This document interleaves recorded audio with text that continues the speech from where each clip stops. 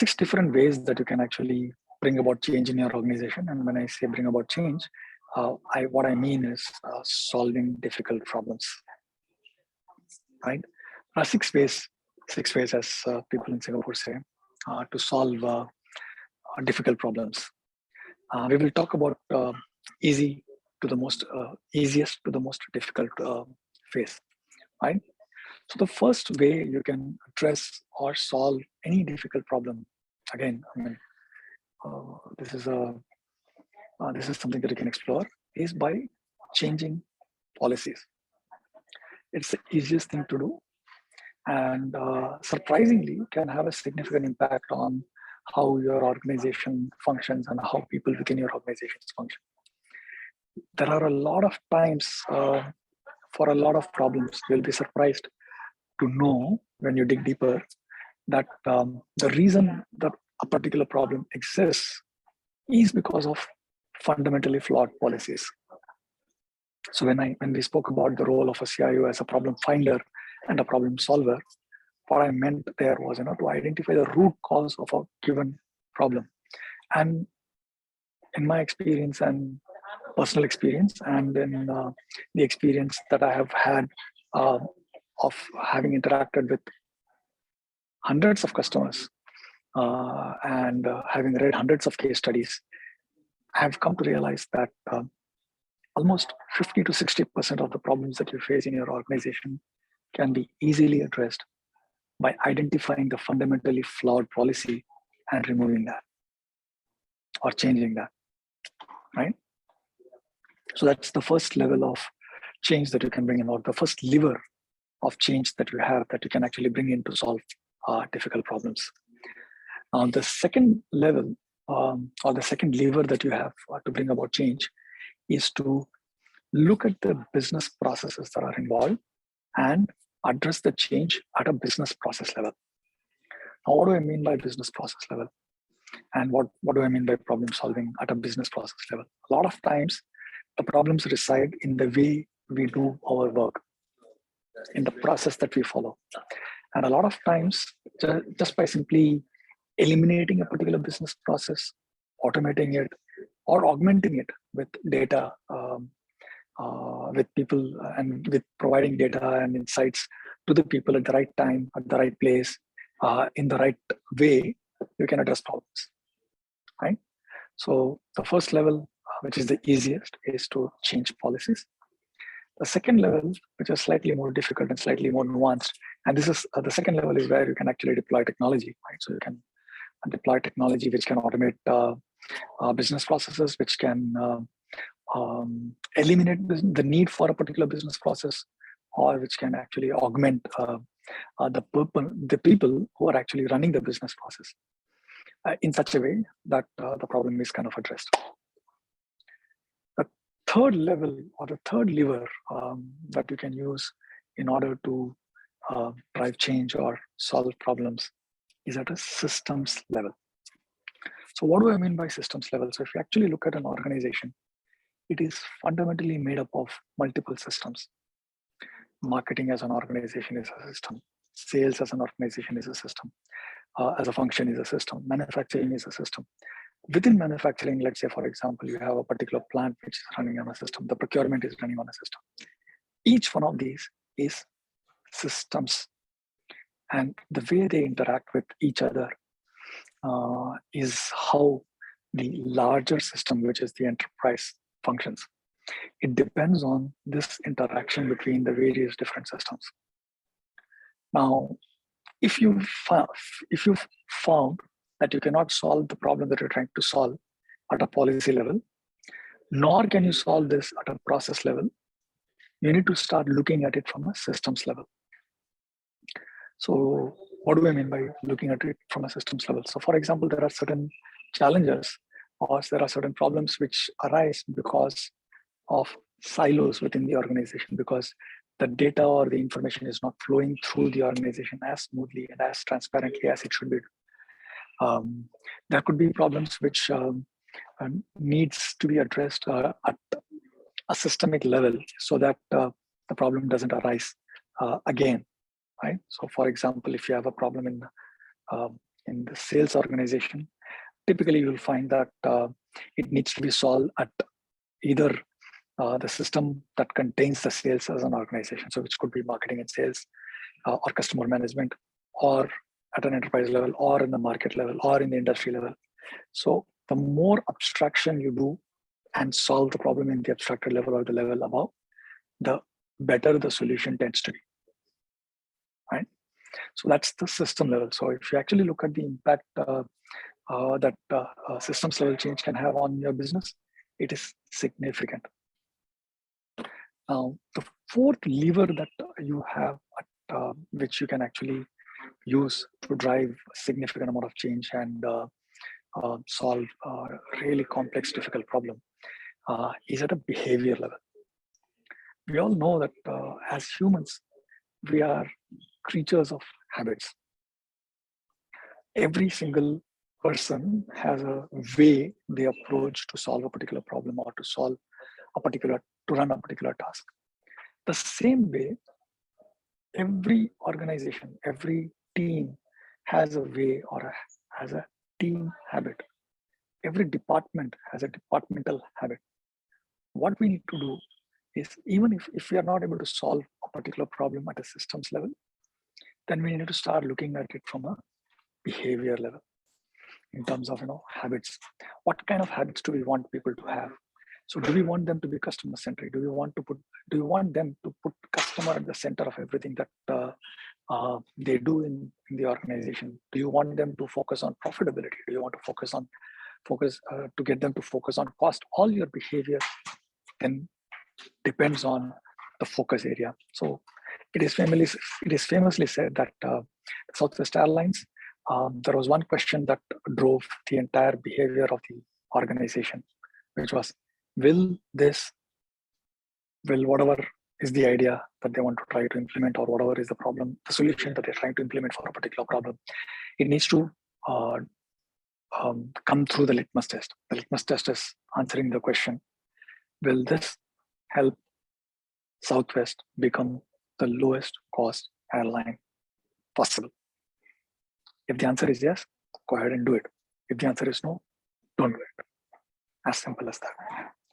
This level of simplicity, this level of clarity in terms of what it is that you want your employees to do, is significant when it comes to behavior change. Also, when it comes to deploying of new technology, one of the significant challenges that we face is in terms of user adoption. And again, the reason why there is so much difficulty when it comes to user adoption is because everyone is habituated to doing their work in a certain way, which is their habits. And if you want them to adopt new technology, you also need to be able to help them create new habits to change their behavior. And there is many books. There are many thought processes in terms of how do you build a new habit, how do you change an existing habit from X to Y. Find one, go deep, and deploy it when you are deploying the new solution as well. Right? So that is super important. Once you are able to crack this ability to, when deploying new products or solutions or new technology, the ability to also deploy new behavior for your teams makes the ability to get them to successfully adopt the new product or new technology much higher. So that's the fourth level, right? So the first one is at a policy level. The second one is at a process level. The third one is at a systems level. The fourth one is at a behavior or a habit level. If there are problems which you can't solve even at the behavior level, and if you want to drive significant change, right? Because this is very difficult to do, which is to change the belief system of the organization itself or of the team. So I can tell you this from something that I learned when I worked with a particular customer. I'll not name the customer, but I can tell you this. So this customer was working for, the CIO was working for a owner-driven organization. And he was always complaining that, he would never get budgets for any new technology deployment. The business would always ask the IT to solve problems by deploying technology. But when the IT team wanted to actually solve these problems by deploying new technology, the fight and the amount of effort that it took the CIO to get budgets from this owner or the founder of the organization was very, very difficult, very, very uh, uh, almost next to impossible. When you dig deeper, the reason why um, the belief system of the founder was that software should necessarily not cost that much because it is unseeable, it is intangible. And in the worldview of the founder, when he grew, the software was almost free because the software was pirated and deployed pretty easily. But the founder never understood that the concept of IP and the concept of having to pay for IP. So every time the CIO went and asked the founder for money, the founder would say, okay, why does it cost so much? It should not cost so much. So if I have to, instead of giving you so much money, I would rather invest that money into starting a new plant or invest the money into hiring 10 new people who can go out and sell more products. So that was a belief system that the leader had, which changed, the CIO or the IT organization, or for that matter, anybody who wants to deploy technology within the organization would always struggle.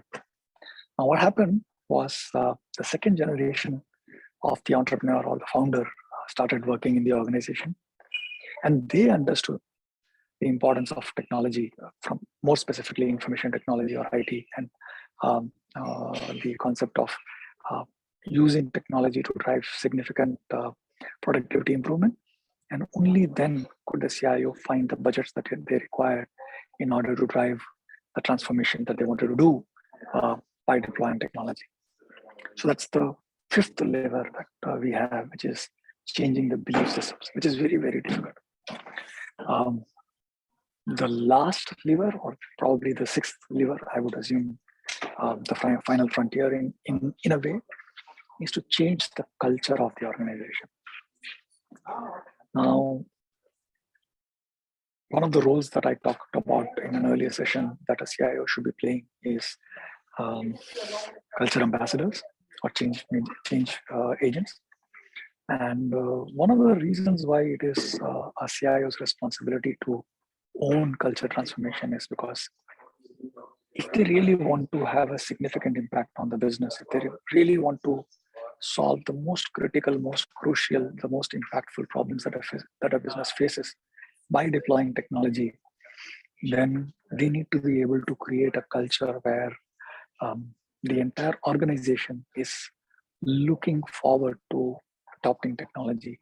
The culture transitions from looking at IT as a support function to looking at IT as a business driver. And that change, or that shift from looking at IT as a cost center to looking at IT as a profit center, or maybe even further ahead business driver, requires a significant amount of culture change. It requires people en masse to look at IT in a different lens. And this happens only by experience, only once you are able to solve problems by deploying technology, which benefits the business. And you continuously increase the amount of benefit that you are able to drive for the business with every single technology deployment. You will find that the business will then start looking at IT as a partner in crime, so to say, and drive with IT business transformation exercise. One of the things that we talk about today is the pace of change, and that the pace of change is accelerating. And the only way for an organization to survive is by being either ahead of the curve, or at least being close to the curve of change that we see in the environment around us, which means that you will constantly need to, number one, deploy new technologies to solve new problems that you will continue to face, which means that at any given point in time, You'll have multiple projects running, and every year there will be so much change in terms of the technology being deployed itself. And even the deployed technology, for example, with the adoption of cloud, the cloud solutions innovate at a pace which is significant. Sometimes there are software vendors who do updates every week to their cloud solution. In some cases, like for example in SAP, every quarter there is a big, humongous amount of innovation that gets released into its solution. And these changes also have significant impact on both user experience and the functionality that they bring to the table. And if we really want to keep up with the pace of change around us, we need to be able to continuously adopt these new innovations that is being brought to the market, to the product itself, and which means that you constantly are changing, which means that you need to create a culture where change and the ability to change becomes the status quo. And not just the ability to change, but also to absorb the change quickly. Because by the time, if you don't adopt it quickly, by the time you end up adopting it, it is already time for the next change. So the ability to adopt change and adapt to change really, really quickly, so that you have a period of rest or a period of recuperation before the next set of changes unleashed, which is also important. Otherwise, everyone gets burnt out, right? So that requires change in culture, that requires change in mindset. And that is the most hardest thing that you can do. If you look at it from an impact perspective, if I were to consider policy changes to have maybe 1x impact, I would think any changes to the processes can have 2x impact. Any change that you are able to build into the systems can have 5x impact. Any change that you can bring into the habits of the organization and habits of the people who are working in the organization can have a 10x impact. If you're able to change the belief system of the leadership team and of the larger organization, you can have a 20x impact. But if you can change the culture of an organization, it can be a 100x impact. That's the kind of impact that we're talking about. And from a scale of ease to difficulty also, you'll find that it is much easier to change the policy, slightly more difficult to change processes, slightly more difficult to change systems, significantly more difficult to change behavior or habits, even more difficult to change beliefs, and much, much more difficult to change culture. And that actually corresponds to the kind of impact that these levels of changes or these levers of changes can actually bring to your organization. So when you're trying to solve a particular problem, one of the things that I recommend to do is to look at all the 6 levels. So if you were to find a solution for your problem by introducing a new policy or by changing an existing policy, what would the solution look like? If you were to solve the same problem through the lens of process, or automating, eliminating, or augmenting a process, what would the solution look like?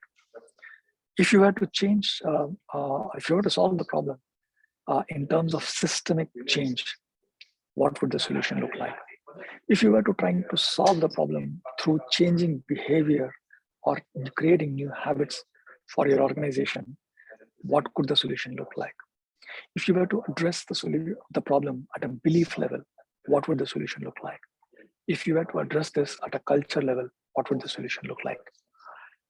If nothing else, just by ensuring that you look at all the 6 levels of change, all the 6 levers of change that are available to you when you're thinking about solving a particular problem, if nothing else, I can guarantee that you will have a set of solutions which are not necessarily the most common or the lowest denominator ideas that you typically end up in a badly organized brainstorming session. You will have creative ideas, truly creative ideas. And if you can then mix and match some of the ideas that you get by looking at each one of these lenses, the order of magnitude in terms of the effectiveness of the idea can be significant. So that's all I wanted to share for today's Lunch and Learn.